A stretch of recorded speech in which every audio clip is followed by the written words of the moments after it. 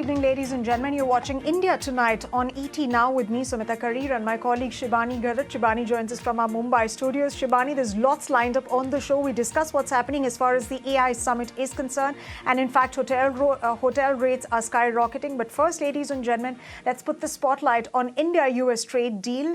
In fact, ET Now caught up with Commerce and Industry Minister Piyush Goyal. In fact, he stated that farmers' interests have been completely and fully protected with sensitive products which have been included and markets insulated. Minister Goyal also highlighted the growing opportunities that are presented to India in terms of exports, data centers and technology. Let's take a look at what else did the minister have to say in an exclusive conversation with ET Now.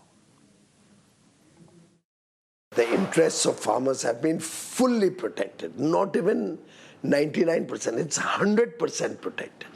All the main areas which are sensitive, where we are self-sufficient, where we have good production and where our farmers are largely focused. The largest number of farmers are in meat products, poultry products, dairy products, GM foods, soya, corn, that's maize, rice, wheat, sugar, millets like jawar, ragi, bajra, kodo, amaranth, fruits like banana, we make a lot of banana, we produce strawberry, cherries, citrus fruits, pulses like green peas, moong, kabuli chana, oil seeds, certain animal feed, groundnuts, honey, malt and its extracts, non-alcoholic beverages, flour and meals, starch, essential oils,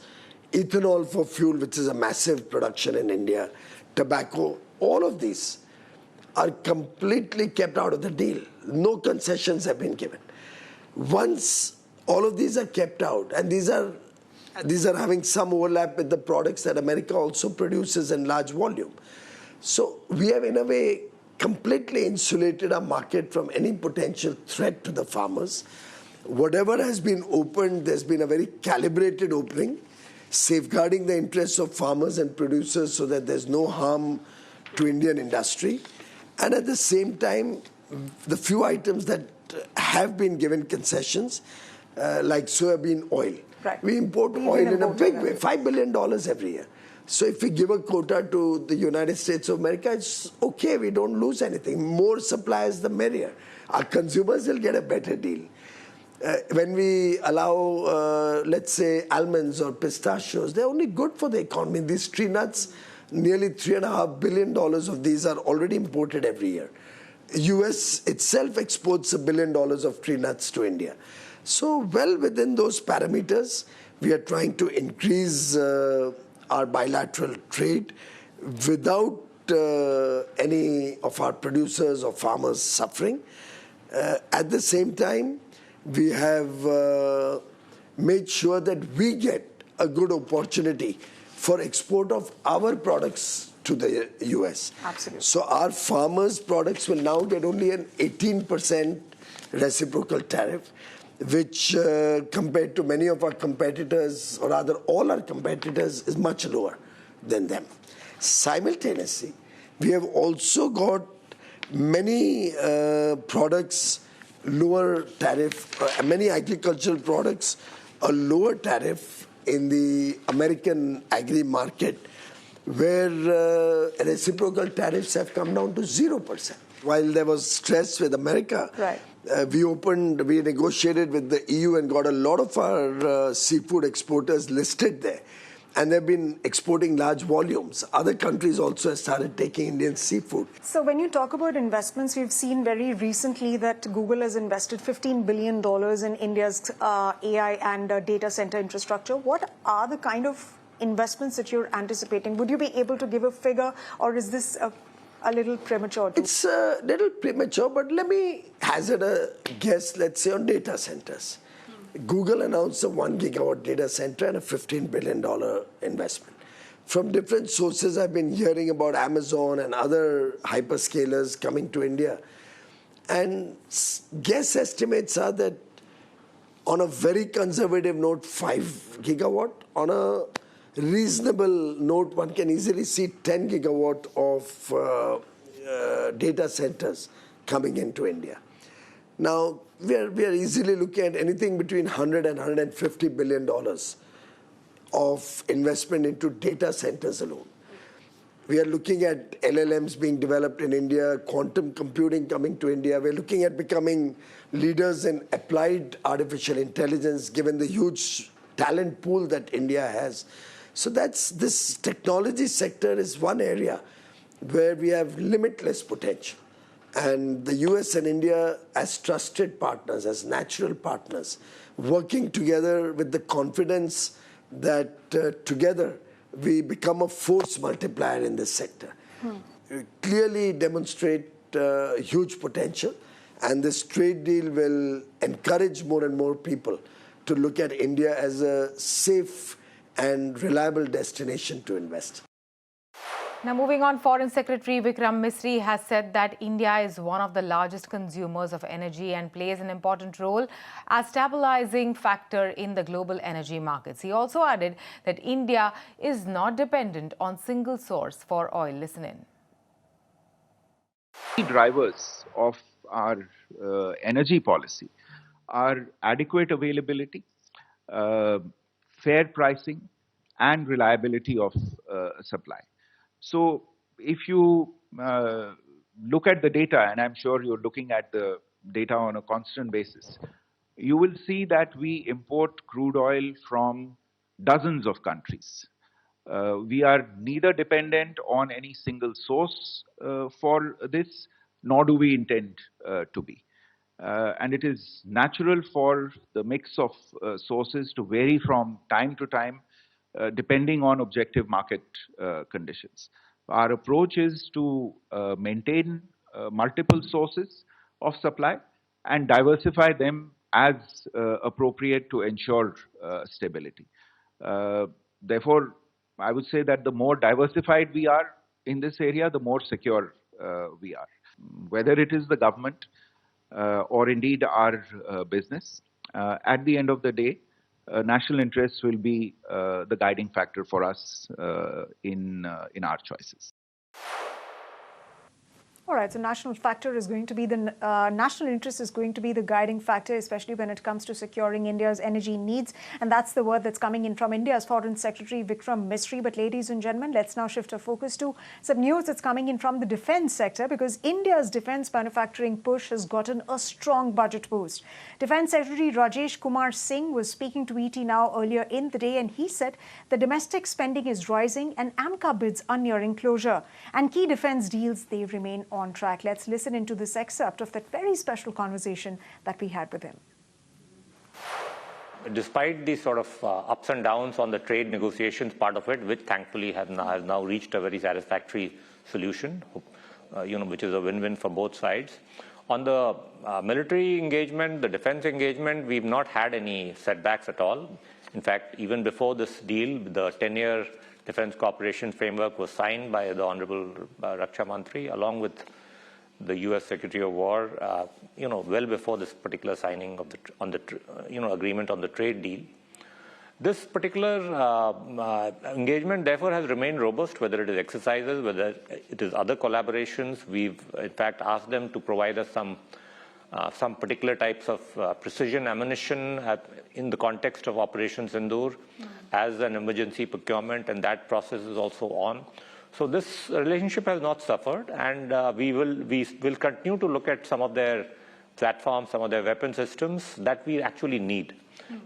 And that principle will apply across the board, whether it is France or Israel or Germany or US. We will obviously look for options that are suited to meet our needs or to meet our capability gaps, and that process will, of course, continue.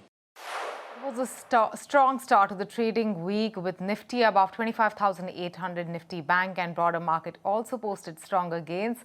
PSU banks, durables were the top sectoral gainers. On the other hand, IT and FMCG lagged. Meanwhile, SBI and Shriram Finance were the top gainers on the benchmark index. My colleague Snehi is here with more details.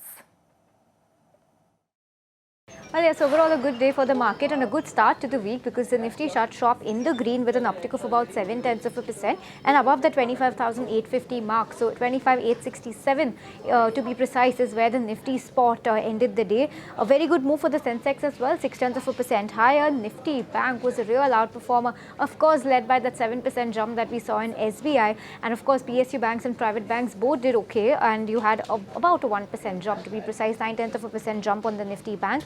The India VIX is also up 2%.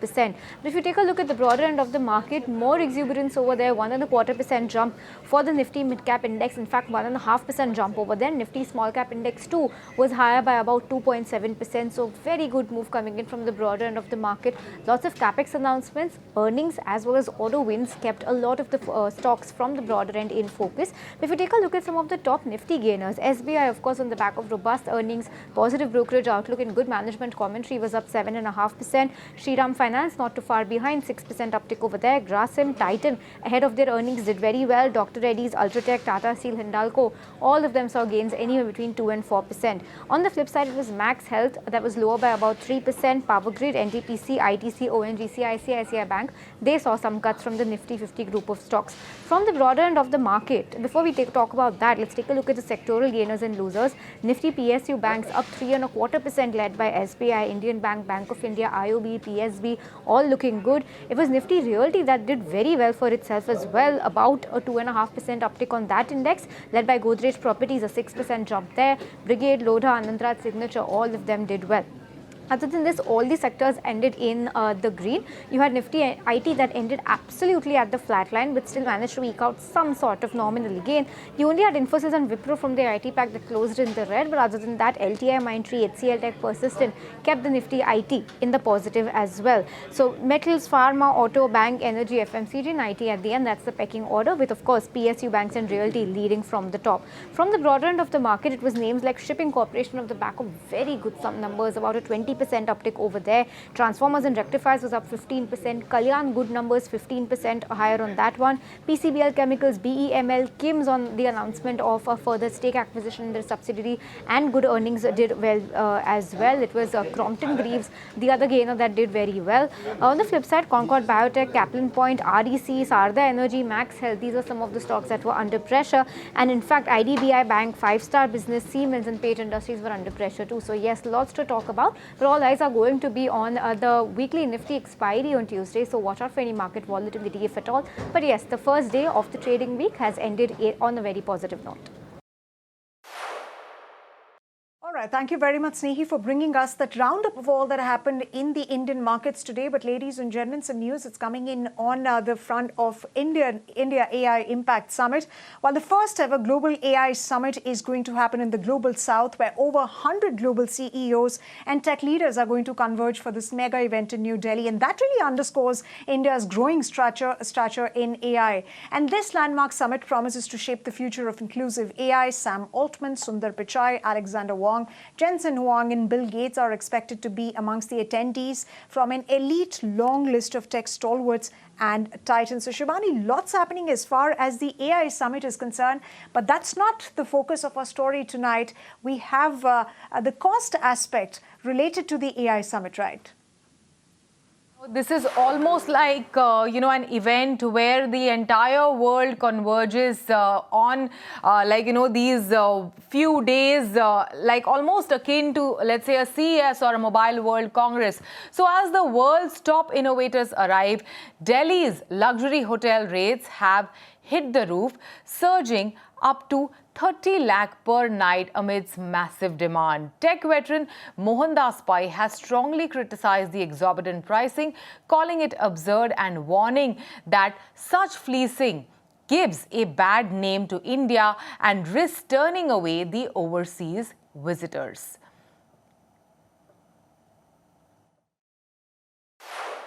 All right, let me welcome on the show Mr. Mohandas Pai. Mr. Pai, you have spoken very passionately on X with respect to the surge pricing that we're seeing on account of the AI summit. I would request you to please share your thoughts on this on the channel as well. You've been very passionate about such issues.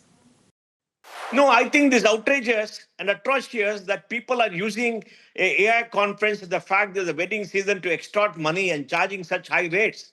Now, what will be the impact on people who are coming from overseas for conferences? You don't mind paying higher costs when you go for a conference, but when you're extorted 10 times, 15 times more than the normal cost, is a terrible thing for the country, terrible thing for Delhi. I mean, it's outrageous costs and all hotel costs. For example, I'm having a conference there on 20th, and the cost for a hotel, which is normally 25,000, is 80,000 rupees. Now you are just extorting money from people who happen to come at a time when there is great thing. Yes, all companies must make money. When you got the busy season, you charge more, but you can't go up 3x, 4x, 10x, 15x. It gives a bad name to India. And then people will think, why should he come to India for conferences and spend through a nose? Because please remember, the capacity for travel to India also is limited. Now, hotels are limited. The sad thing is, today, because of bad government policies, we only have 185,000 two-star, three-star, four-star rooms in India, five-star rooms in India. Bangalore has 16,600, Delhi 16,200. And New York, Beijing, Shanghai, Dubai have got more hotel rooms than the whole country. And this is the result. How can India become a great destination for mice? How can we attract more people to come here for conferences? How can we have larger conferences? Now, Prime Minister has built that Bharat Mandapam. He has built that big place for conference in Delhi. But where is the hotel capacity? If you have a conference where 20, 30, 40,000 people come, like in Las Vegas, where are the hotel rooms? Where is the hotel capacity? And will people keep coming when the charge at high, outrageous rates? This is extortion, in my view, because people must have a code of conduct too. They must not spoil the name of the country. They must not spoil the name of their own hotels. It's like, remember, at the time when Indigo went through all that big thing, and the charging very high rates, and everybody is outraged. It's not about paying money. People will pay money for luxury. But these are outrageous rates, 10, 15 times above normal, 3, 4, 5 times above normal. And I think it should stop. It should have responsible behavior. This is not corporate responsible behavior. So I think, that's why I tweeted. And I think government should also talk reason into airlines, should talk reason into the hotels to say, look, we want to grow this country. We want to do many things. We have to be attractive. And we must get people. Today, let me also tell you, many Indians like to go for tourism, not to Goa. They want to go to Sri Lanka. They want to go to Thailand because it's much better, cleaner, much better, good food, lower rates, and a happier experience. Mr. Pai, point taken, but how can government intervene to curb some of these practices? I'm asking government Intervene. to call those people and say, hey man, look, if you're charging 1x, you can charge 2x, 3x. Don't jack it up so much and don't extort everything, exploit the situation like this. And government should look at seriously increasing the availability of land to build more hotels. They're job creators so that we build more capacity. How can we grow this country if we don't have capacity? Because hotels are an important part of hospitality, and India is a $4 trillion economy, and for a $4 trillion economy we just don't have the hotel capacity because of bad government policies. Delhi requires 100,000 2-star, 3-star, 4-star, 5-star hotel rooms. Beijing has 185,000, Shanghai 190,000. Now Dubai will go to 180, 200,000. New York has got more hotel rooms than India. So Delhi should also do it. Delhi is a big city. Bombay should do it. Bangalore should do it. We all have to build capacity, and government of India has to do that as a part of making India an attractive destination, because we have spent 25,000 crores on the Dwarka, all the great facilities we have there, but there are no hotels there in Dwarka too. Only now ITC have been allowed to be a hotel. So the symbiotic of creating an era of shortages, extortion, extortive prices, and leaves a bad taste in the mouth. And now, globally, what will be the headline? Oh, India charges so much, 10x, 15x for a conference. Yes, this will be only 3%, 5% of the total hotel rooms. Let's also be clear. It's not that all the hotel rooms are going to be there. But even if it's 3%, 5%, this is the headline. And now I find even for ordinary travel to Delhi, in those days, the room rates are 50,000, 75,000, 3x what normal rates are. So I think we have to really tackle this. If the economy grows as things grow, we need to have 10x the number of hotel rooms everywhere, and we need to build capacity, right? Government should talk to them and tell them to have responsible behavior. It's like, remember the airlines too? Extortion, right? They should charge for that Kumbh Mela 60,000, 70,000. Come on. Yeah, you can charge surge pricing. Do it by all means. That is normal business. Surge pricing should be 2x, 3x of normal pricing. That's fine because it's only for a limited time and a percentage. But it can't be 10x, 15x, right? Right. So let me ask you a follow-up question, sir. And you've spoken at length about how this is going to sort of impact India's positioning in the global market. And eventually these pricing the way pricing is soaring with respect to these hotels, these will deter global events to be held in India, especially when the events economy is soaring. Yeah, it will send a bad name to everybody because people will remember this much more than anything else. They'll remember this.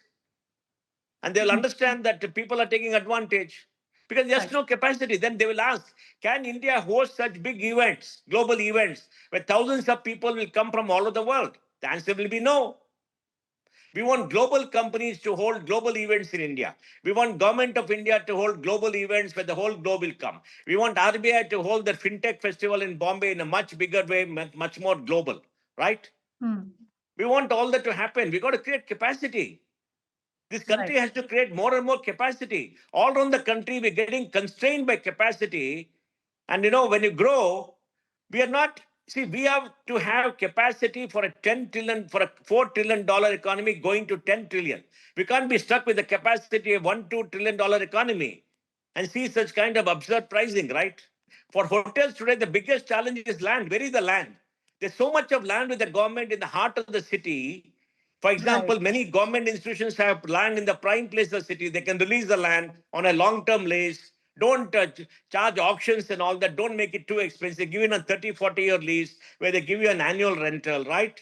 They can do that in many places. Bharat Mandaram has got so much of land. They can easily create capacity for 10,000 rooms. Remember, the hotel AeroCity is doing very well, right? The AeroCity will have 10,000 rooms. Every airport should have an AeroCity where can have 5,000, 10,000 rooms. Navi Bombay will have that kind of rooms. So we got to see how to create hospitality. So more jobs are created, more people will come, and that is a big thing. The key thing is government must work with private industry to release excess government land and give it a long-term lease, not try to sell and all that because don't make it too expensive. India has become high cost. Come to Goa, the costs are outrageous. From the time you come to Goa, you're fleeced for the taxis. You're fleeced when you go from place to place in taxis. You charge absurd rates in many hotels. So people are going to Thailand. Indians are going to Thailand. Indians are going to, Sri Lanka, right? So we have to really build capacity in this country because tourism is growing, conference will grow, everything will grow. We have the Aero Show in Bangalore. I think there's sometime in the next 3 to 4 months. Rates go up to $1,000, $1,500. Right. I mean, just want and to it's for 2 or clarify. 3 days. So you want people to come from overseas. You want more people to come from overseas, right? Right, sir. Just want to clarify here. You're talking about, these sort of building capacity. But when we talk about event time price controls, will No, that I'm not talking impact about price control. Look, Yes. I'm not talking about price control. I'm against price control by government. I'm talking about responsible corporate behavior. So government and the corporations to come together and say, okay, we're going to have this surge, but we're not going to charge more than 2x, 3x, or whatever it is, reasonable. So we don't leave a bad taste in the mouth for a foreign visitor, that they're all getting exploited. We want more of them to come because this is not a monopoly. For example, in airports, we got a duopoly. There's some kind of price control should be there that you can have surge pricing, but it can't be more than 2x, 3x the minimum price. Because you're taking advantage. Suppose, there's a shortage, flights gets cancelled, you want to go for a medical emergency somewhere, you will pay an outrageous price, which is maybe 8x, 10x the normal price. Isn't that exploitation? That is exploitation. Not in the hotels and all that because, it's a free market, but there must be responsible corporate behavior. That's what I'm saying. Be responsible. Have a long-term objective. Yes, you can raise rates because you got excess demand. But, don't raise it to 10x, 15x. Don't raise it 5x, 6x. Be responsible. You're getting a bad name because we want more business to come in, more things to come in. Tell us, which is like a bigger bottleneck today when we talk about capacity building, Mr. Pai? is land, because you see, hotels require land in prime areas or close to major roads or close to airports, close to business centers. Okay? Because when people stay there, they stay there for business and business should be closer. So there is a CBD, there are areas, hotels have to be there. Now, land has become very expensive in all major cities. And if you buy land and put it up, the cost will be very high. And the cost of investment will be very high because you have to pay a lot of money upfront. Then you take 3 or 4 years to build the hotel. The important thing is to spend money on building the hotel, not the land. That means the capital outlay becomes very high. That means competition comes down. You understand? Land availability is the biggest bottleneck, and government has got the largest quantum of land all over. They must release much of the land not used. For example, Bombay Port. Bombay Port has got a lot of land. Lot of land is surplus. They must release that closer to the civilian area so more hotels can come up and they can charge a rental. Let them charge a rental every year instead of having a lump sum to buy and make it outrageously. And let them come with a revenue model where the upfront investment will be limited, so the cost will come down and we'll get more jobs and more capacity sooner and much faster. We definitely need better infrastructure, better hotel capacity going forward, and rightly pointed out that all of this, what is happening, the exorbitant rates of the hotel, is definitely giving India a bad name at a time, especially when the country is hosting a summit of such a great significance with global leaders descending on the national capital. On that note, it is time for us to slip into a very, very short break. You don't go anywhere. We will be right back.